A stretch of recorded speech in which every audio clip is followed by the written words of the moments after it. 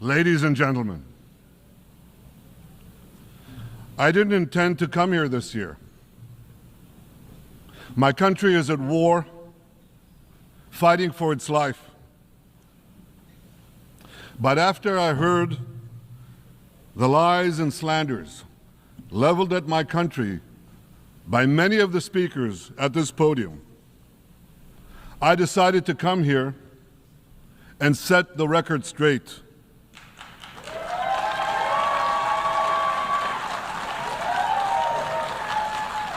I decided to come here to speak for my people, to speak for my country, to speak for the truth.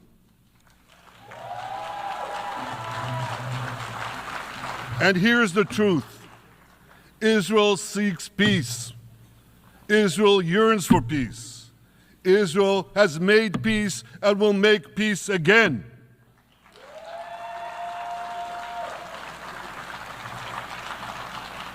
Yet we face savage enemies who seek our annihilation, and we must defend ourselves against these savage murderers.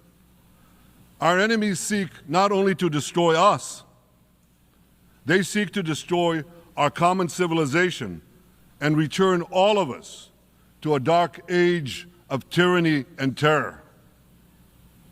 When I spoke here last year, I said we faced the same timeless choice that Moses put before the people of Israel thousands of years ago. As we were about to enter the Promised Land, Moses told us that our actions will determine whether we bequeath to future generations a blessing or a curse. And that is the choice we face today. The curse of Iran's unremitting aggression, or the blessing of a historic reconciliation between Arab and Jew. In the days that followed that speech, the blessing I spoke of came into sharper focus. A normalization deal between Saudi Arabia and Israel seemed closer than ever. But then came the curse of October 7th.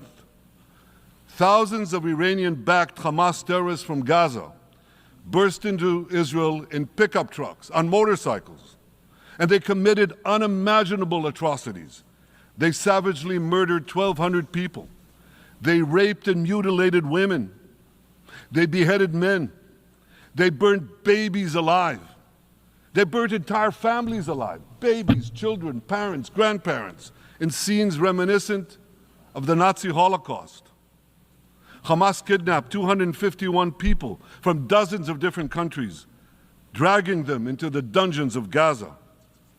Israel has brought home 154 of these hostages, including 117 who returned alive. I want to assure you, we will not rest until the remaining hostages are brought home too. And some of their family members are here with us today. I ask you to stand up.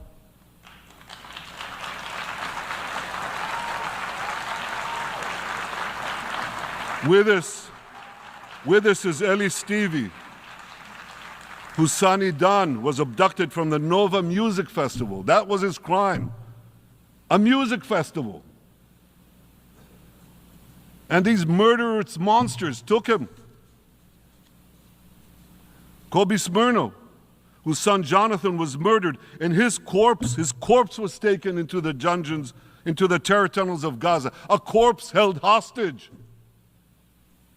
Salim al-Atrash, whose brother Muhammad, a brave Arab-Israeli soldier, was murdered. His body too was taken to Gaza. And so was the body of Ifat Hyman's daughter in Bar, who was brutally murdered at that same music festival. With us is Sharon Sharabi, whose brother Yossi was murdered, and who prays for his older brother Eli, who is still held hostage in Gaza. And with us too is Yizhar Lifshitz from Kibbutz Nir Oz, a kibbutz that was wiped out by the terrorists. Thankfully, we achieved the release of his mother Yocheved, but his father Oded is still languishing in an underground terrorist hell of Hamas. I again promise you, We will return your loved ones home. We will not spare that effort until this holy mission is accomplished.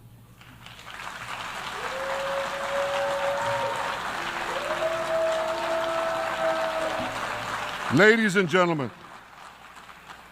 the curse of October 7th began when Hamas invaded Israel from Gaza.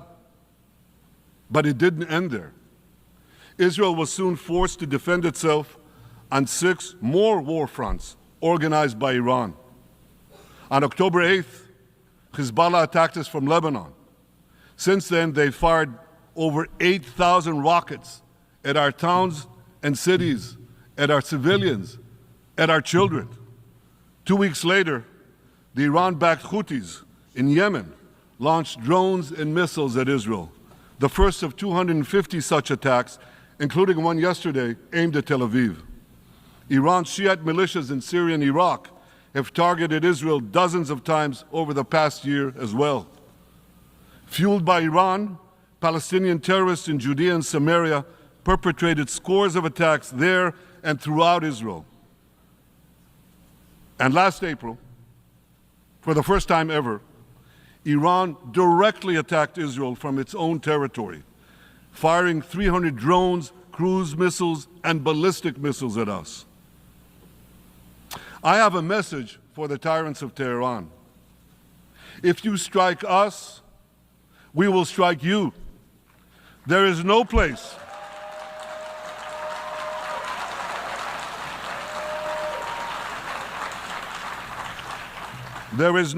in Iran that the long arm of Israel cannot reach, and that's true of the entire Middle East. Far from being lambs led to the slaughter, Israel's soldiers have fought back with incredible courage and with heroic sacrifice. And I have another message for this assembly and for the world outside this hall. We are winning.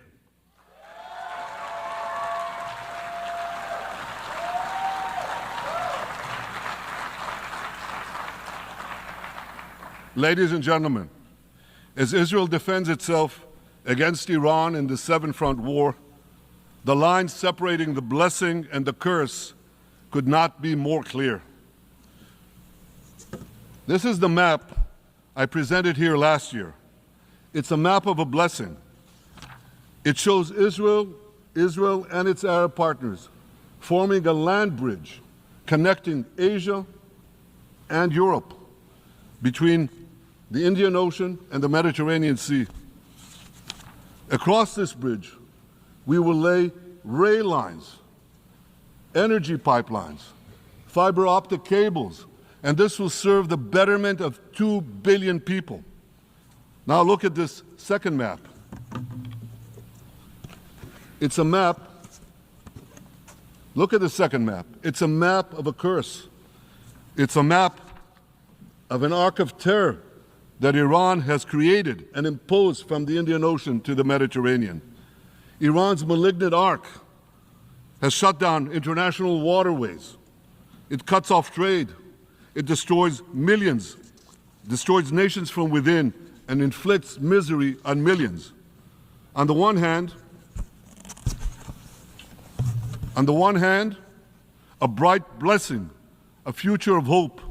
On the other hand, a dark future of despair.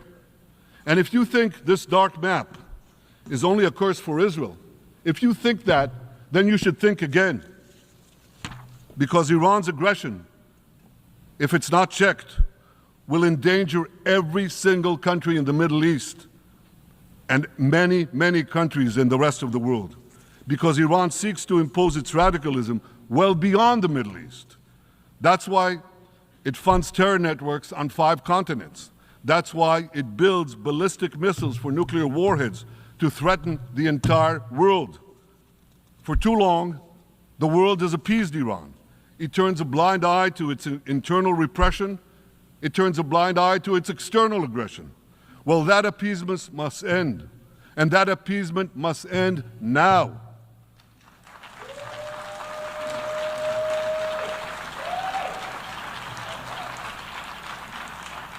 Nations of the world should support the brave people of Iran who want to rid themselves of this evil regime.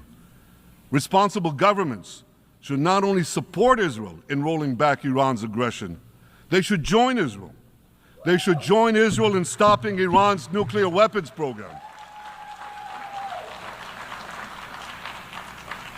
In this body, in the Security Council, we're going to have a deliberation in a few months.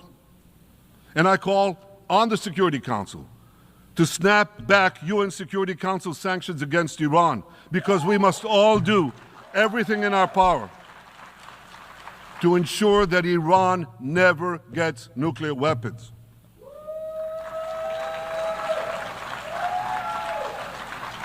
For decades, I've been warning the world against Iran's nuclear program. Our actions delayed this program by perhaps a decade, but we haven't stopped it. We've delayed it, but we haven't stopped it. Iran now seeks to weaponize its nuclear program for the sake of the peace and security of all your countries. For the sake of the peace and security of the entire world, we must not let that happen. And I assure you, Israel will do everything in its power to make sure it doesn't happen.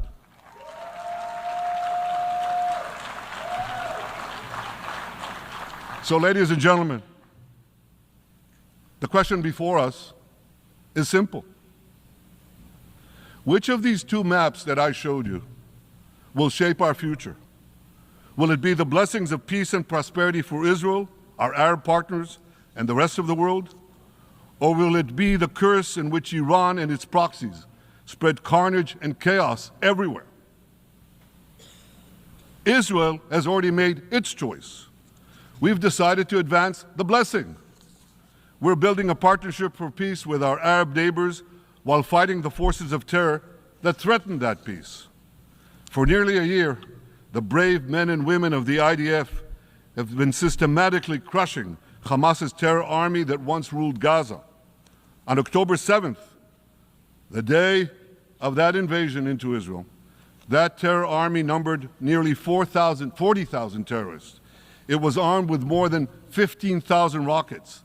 It had 350 miles of terror tunnels, an underground network bigger than the New York subway system, which they used to wreak havoc above and below ground. A year later, the IDF has killed or captured more than half of these terrorists, destroyed over 90% of their rocket arsenal, and eliminated the key segments of their terror tunnel network. In major military operations,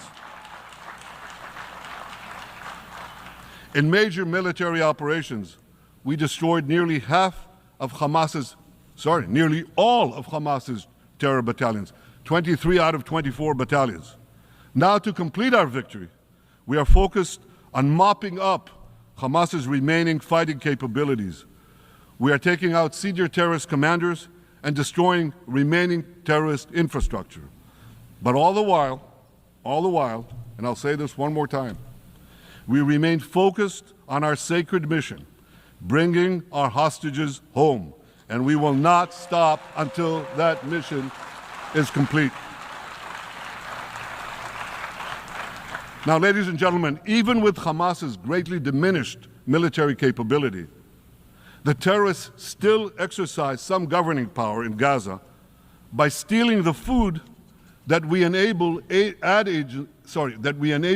agencies to bring into Gaza. Hamas steals the food, and then they hike the prices. They feed their bellies, and then they fill their coffers with money that they extort from their own people. They sell the stolen food at exorbitant prices, and that's how they stay in power. Well, this too has to end, and we're working to bring it to an end.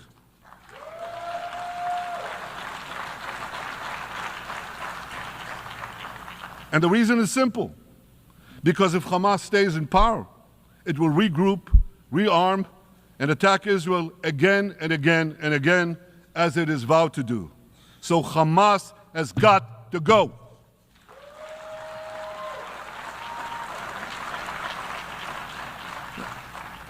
Just imagine, for those who say, well, Hamas has to stay, it has to be part of a post-war Gaza. Imagine, in a post-war situation in World War II, imagine allowing the defeated Nazis in 1945 to rebuild Germany. It's inconceivable. It's ridiculous. It didn't happen then. It's not going to happen now.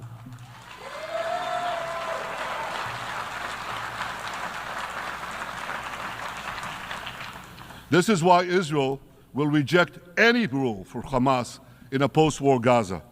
We don't seek to resettle Gaza. What we seek is a demilitarized and de-radicalized Gaza. Only then can we ensure that this round of fighting will be the last round of fighting. We are ready to work with regional and other partners to support a local civilian administration in Gaza committed to peaceful coexistence. As for the hostages, I have a message for the Hamas captors. Let them go. Let them go. All of them. Those alive today must be returned alive, and the remains of those whom you brutally killed must be returned to their families. Those families here with us today, and others in Israel, deserve to have a resting place for their loved ones, a place where they can grieve and remember them. This war, ladies and gentlemen, this war can come to an end now.